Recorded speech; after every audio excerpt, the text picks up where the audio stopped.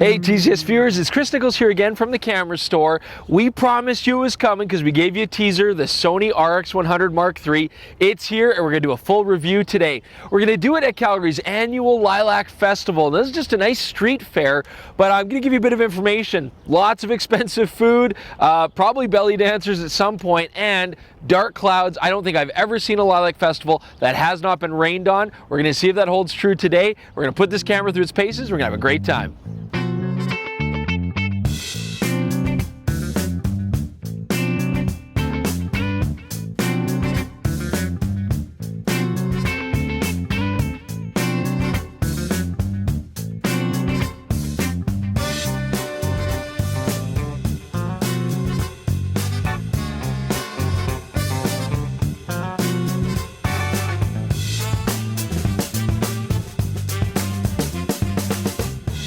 So right off the bat, already holding the RX100 Mark III, it's very familiar to the RX100 Mark I and Mark II. Almost exactly the same body design, same kind of weight, same kind of feel. So very, very familiar. Control layout as well, almost identical. So really, I think what we're gonna be looking at today is the extra features like the faster lens, the cool new viewfinder, and we are gonna do a lot of video today and test that out. But all in all, it feels very, very familiar, feels like what I'm used to, and that's a good thing because it's got a great layout to start with. So by far the coolest feature on the new Mark III, this viewfinder. Pop it up, turns the camera on, which is great. Pull it out and it's ready to go. Now we've got a 1440K viewfinder. It's very sharp, it's very magnified, it's so compact and it's so handy. I love it, it's a great feature. They've really just implemented it extremely well.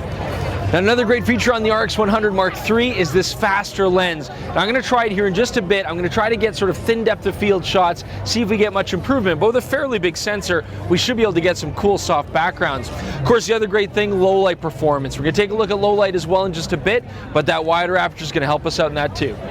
So we're at Lilac Festival here. We actually found a lilac tree, which is amazing. It does give us a good opportunity to test this thin depth of field. I'm shooting at 2.8.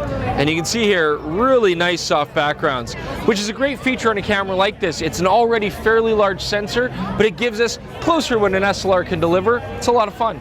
So we've got a musician over here talking, and I took a photo of him, and I don't want to get too close because we've got a lot of people standing around. And one thing I'm noticing, I do love the faster lens, that's great, but it is only 24 to 70, not the sort of 24 to 112, 120 range that we used to have, and it does make a difference. So not a major change, but something you're gonna have to keep in mind and appreciate. Now when it comes to low light on the RX100, we did a quick test here. It's basically the same sensor that we've always had, but it's a new Bionz X processor, and I am seeing incredibly good low light performance considering the small 1-inch sensor size. The RX100 does amazing things with this sensor, and this is just getting even better. Even 3200 ISO, no issues, and 6400 is now usable. It wasn't so usable on the first and second version. It's definitely very usable here. Now, of course, it's nothing new, but I'm going to say it again. I do love the focusing on the RX100 series of cameras.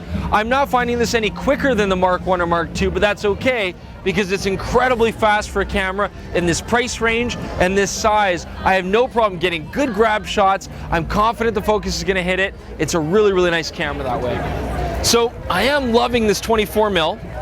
The 24mm lens just gives us that a little bit extra reach, a little bit of extra depth of field. It gives us that dimensionality. It's fantastic for street photography like we're doing today. And again, the camera's autofocus is just bang on. I never feel like I'm gonna miss a shot. So I really do like this camera for this kind of work. And honestly, anybody who sees me just thinks this is a basic point and shoot. Now I know it sounds like we really love this camera, and that's because we really do. There's not much bad to say about it, that's the problem. The camera's so well designed. The grip, honestly, I've never had a problem with. I never feel like I'm gonna lose it, and you can get an extra grip anyways. The only other thing they've taken away on the RX100 Mark III is a hot shoe. Now, honestly, nobody puts a flash on this camera anyways because it makes it too bulky and too awkward to hold. And the EVF is no longer necessary because of that built-in viewfinder.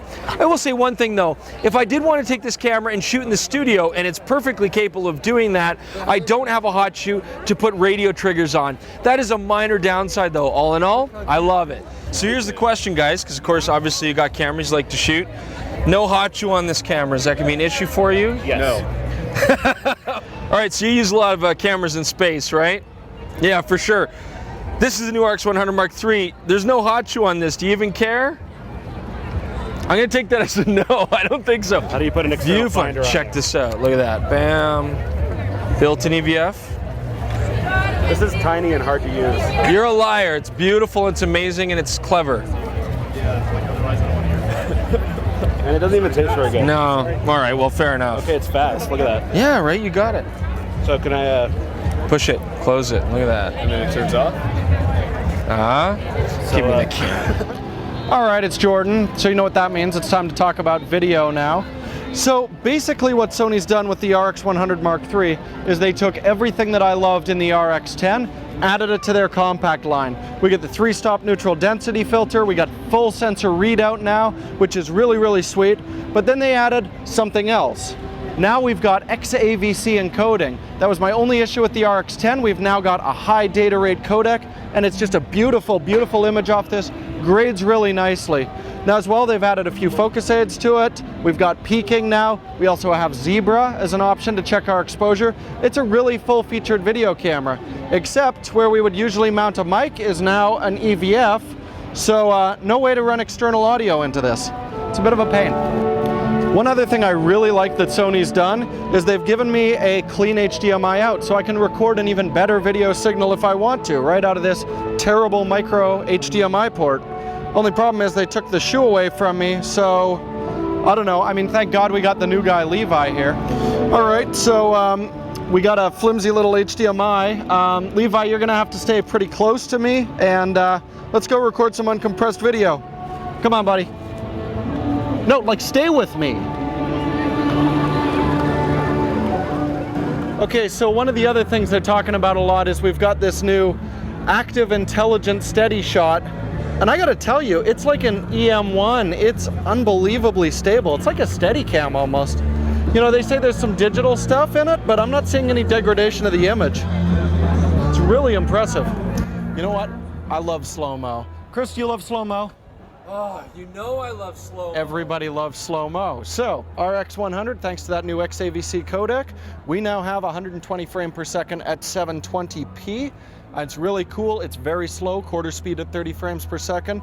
That said, it's not the best quality. It's got some aliasing issues. It's pretty soft. And there's actually a pretty heavy crop when you jump into this mode. Not sure exactly why that is, but you got to be aware of it. You're not getting any wide angle, super slow-mo. But I mean, come on, these puppies look adorable and they look even better in slow-mo.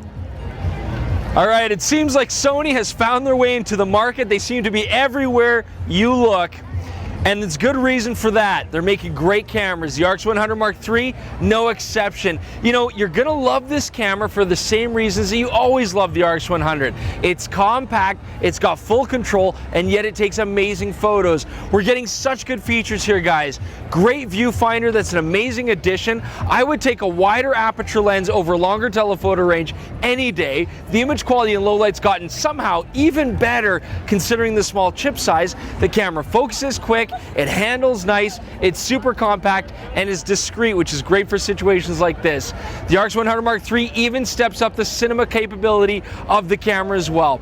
So check it out, you're gonna love it. If you don't have one already, this is the one to buy. And if you already have an RX100 or 100 Mark II, this might still be a worthy addition. It's that good. Thanks so much, guys. We'll see you guys soon.